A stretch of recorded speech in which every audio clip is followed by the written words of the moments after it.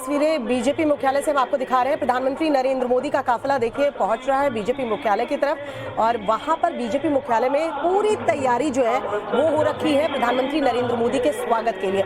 ये प्रधानमंत्री नरेंद्र मोदी का काफिला जो है वो बीजेपी मुख्यालय की तरफ बढ़ता हुआ है। इसके पहले अमित शाह जो है वो पहुंचे थे, वो तस्वीरें भी टाइम्स नाउ नवभारत ने आपको दिखाई थी।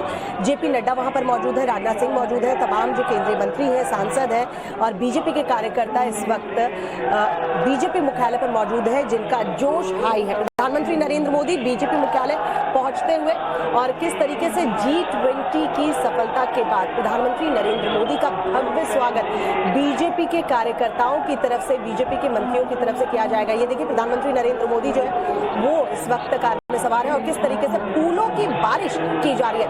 Ravikant, over to you. तस्वीरें देख रहे हैं हम, प्रधानमंत्री नरेंद्र मोदी की गाड़ी पहुंच चुकी है और फूलों की बारिश की जा रही है।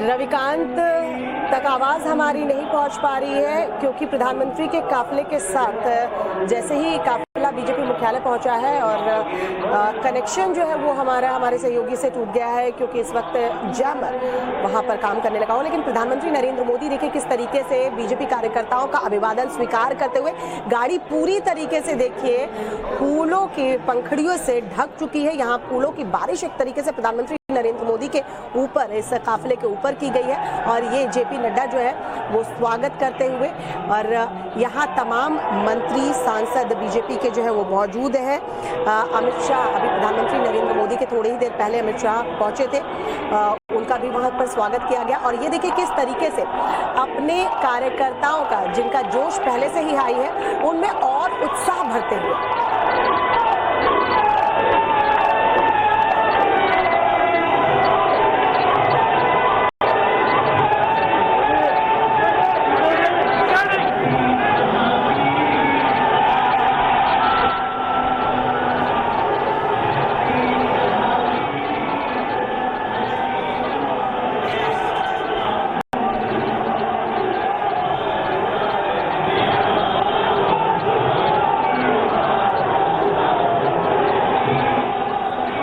किस तरीके से जो है मोदी मोदी के नारे वहां लग रहे हैं। बीजेपी कार्यकर्ताओं का जोश देखते ही बन रहा है।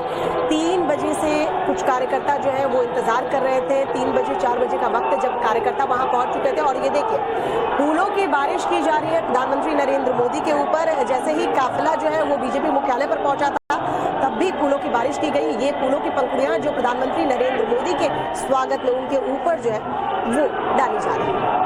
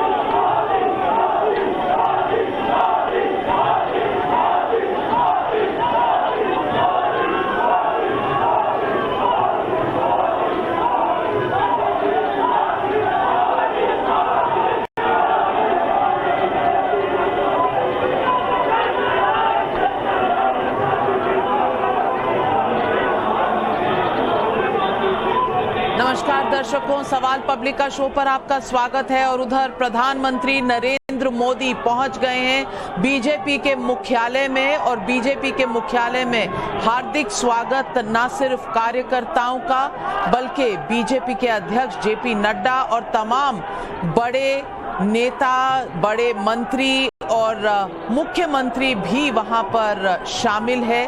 बहुत भव्य स्वागत हो रहा है प्रधानमंत्री नरेंद्र मोदी का। नरेंद्र मोदी जी की अगुवाई में G20 में जिस तरह से भारत का नाम रोशन हुआ और जिस तरह से भारत ने अपना कद विश्व में ऊंचा किया, ये कार्यकर्ताओं का अपना प्यार है जो अपने बड़े नेता देश के प्रधानमंत्री नरेंद्र मोदी के लिए उमड़ कर बाहर आ रहा है। और ये सारे कार्यकर्ता इस वक्त एकत्रित हुए हैं बीजेपी के मुख्यालय में जो दिल्ली में है, और यहाँ पर जो स्वागत हो रहा है प्रधानमंत्री नरेंद्र मोदी का। और आज सुबह कैबिनेट ने भी एक रेजोल्यूशन प्रधानमंत्री को फेलिसिटेट करते हुए और भारत के ऊंचे कदम का लिया था। अब हमारे साथ मेरे सहयोगी जुड़ रहे हैं। रविकांत बीजेपी के मुख्यालय में इस वक्त मौजूद हैं, जहां हर्षो उल्लास से प्रधानमंत्री नरेंद्र मोदी का स्वागत हो रहा है। रविकांत, माहौल क्या है और कार्यकर्ताओं में कितना जोश है, क्योंकि ये ना सिर्फ भारत का सर ऊंचा हुआ है G20 के आयोजन में, बल्कि चुनावी दौर की शुरुआत का बिगुल भी है।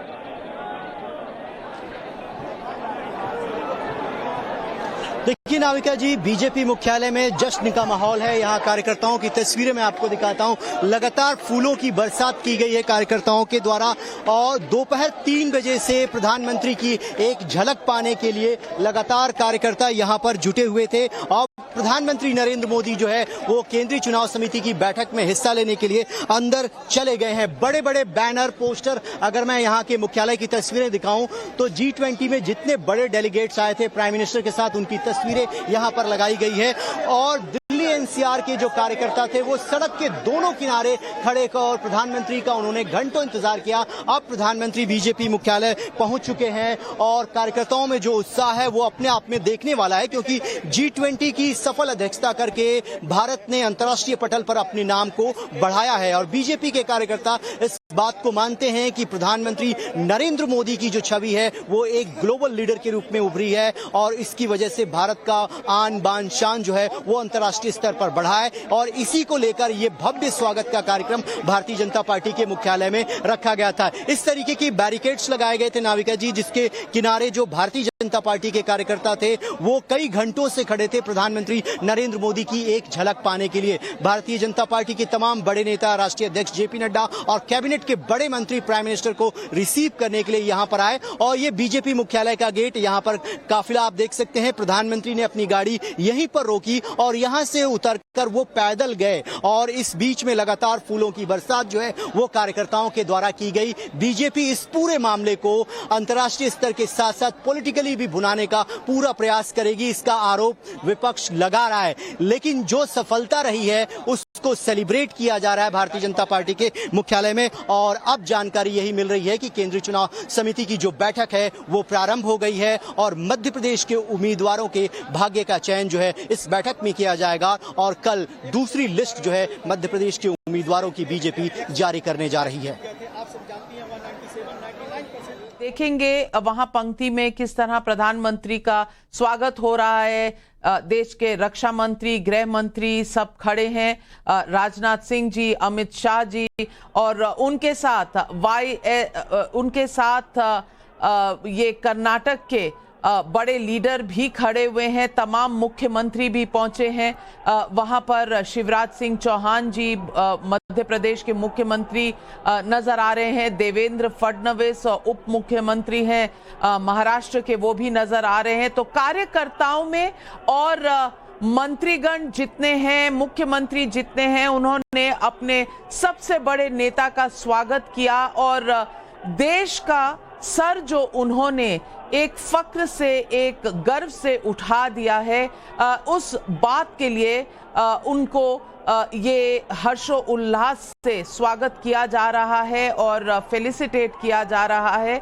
और आज कार्यकर्ताओं में हर्ष की एक लहर सी जागी हुई है कि इन प्रधानमंत्री के संरक्षण में वो लड़ेंगे 2024 का चुनाव। ऐसे मौके पर जब देश का कद विश्व में बहुत बढ़ा है और आज सुबह जो कैबिनेट की औपचारिक मीटिंग थी उसमें भी एक रेजोल्यूशन पास किया गया था और आज ये इस वक्त सेंट्रल इलेक्शन कमेटी की मीटिंग है। आप देखिए प्रधानमंत्री नरेंद्र मोदी किस तरह से विभिन्न तरीके के काम, प्रचार का काम है तो अपनी पार्टी के लिए प्रचार का काम, अगर चुनाव का टाइम है तो इलेक्शन मीटिंग में, सेंट्रल इलेक्शन कमेटी की मीटिंग में बैठकर प्रत्याशियों के नाम तय करना, घोषित करना, इसमें भी जुटे हुए हैं। उधर G20 की मीटिंग, उधर तमाम अपने रोजमर्रा के एक प्रधानमंत्री के लिए उनके टेबल पर जितना काम हो देश के लिए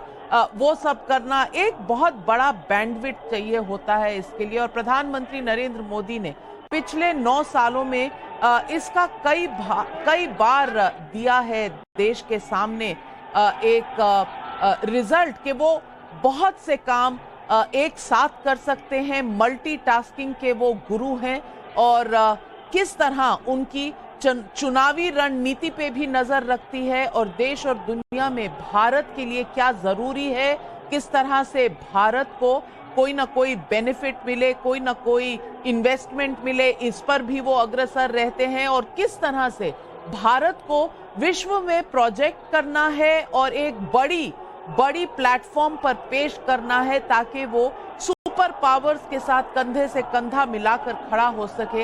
ये सभी काम कम से कम मोदी जी के चाहने वाले ये कहते हैं कि मोदी जी ऐसे करते हैं कि जैसे बहुत आसान हो, एक ही दिन में शायद ये सब कुछ पूरा करना किसी और इंसान के लिए शायद मुश्किल हो, पर देश के प्रधानमंत्री नरेंद्र मोदी के लिए कभी भी नहीं।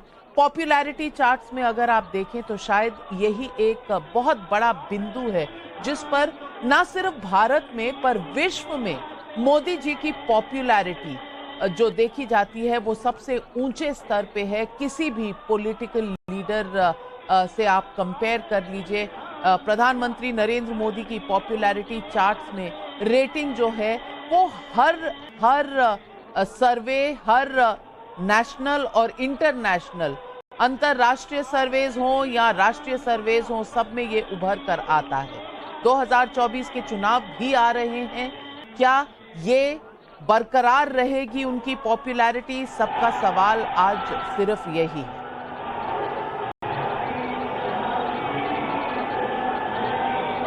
रविकांत जी, अगर आप मेरे साथ इस वक्त हैं तो अभी सेंट्रल इलेक्शन कमेटी की मीटिंग शुरू हो चुकी है।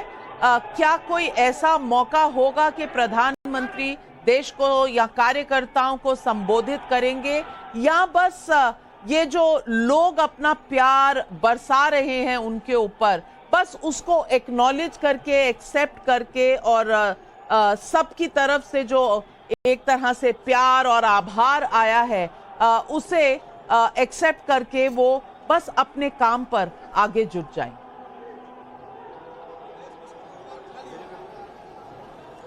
देखिए नाविका जी, जो कार्यक्रम तय किया गया था पार्टी के द्वारा उसमें ये तय किया गया था कि प्रधानमंत्री नरेंद्र मोदी का यहाँ पर आज कोई संबोधन नहीं होगा, क्योंकि कार्यकर्ता ये चाहते थे कि प्रधानमंत्री नरेंद्र मोदी का G20 के सफल आयोजन के लिए उनका स्वागत किया जाए, उनका वेलकम किया जाए। इसीलिए पार्टी ने उसी तरीके से प्रोग्राम को डिजाइन किया और बीजेपी मुख्यालय के बाहर सड़क के दोनों किनारे बीजेपी के कार्यकर्ता रहे। प्राइम मिनिस्टर ने अपने कॉन्वॉय को धीरे किया और वहां से जो लोग खड़े थे सड़क के दोनों किनारे उनका अभिवादन स्वीकार किया और जैसे ही वो बीजेपी मुख्यालय पहुंचे, यहां पर कार्यकर्ताओं ने फूलों की बरसात की उनके साथ और जो पार्टी के बड़े नेता हैं, केंद्रीय मंत्री हैं, उन्होंने प्राइम मिनिस्टर को यहां पर रिसीव किया, उनका स्वागत किया और उसके बाद प्रधानमंत्री अब जो है बीजेपी मुख्यालय के अंदर केंद्रीय चुनाव समिति की बैठक में हिस्सा लेने के लिए जा चुके हैं। तो फिलहाल नाविका जी, संबोधन का कोई कार्यक्रम नहीं था, सिर्फ आभार व्यक्त किया गया, प्रधानमंत्री का स्वागत किया गया और इसके साथ ही एक संकल्प लिया गया कि प्रधानमंत्री ने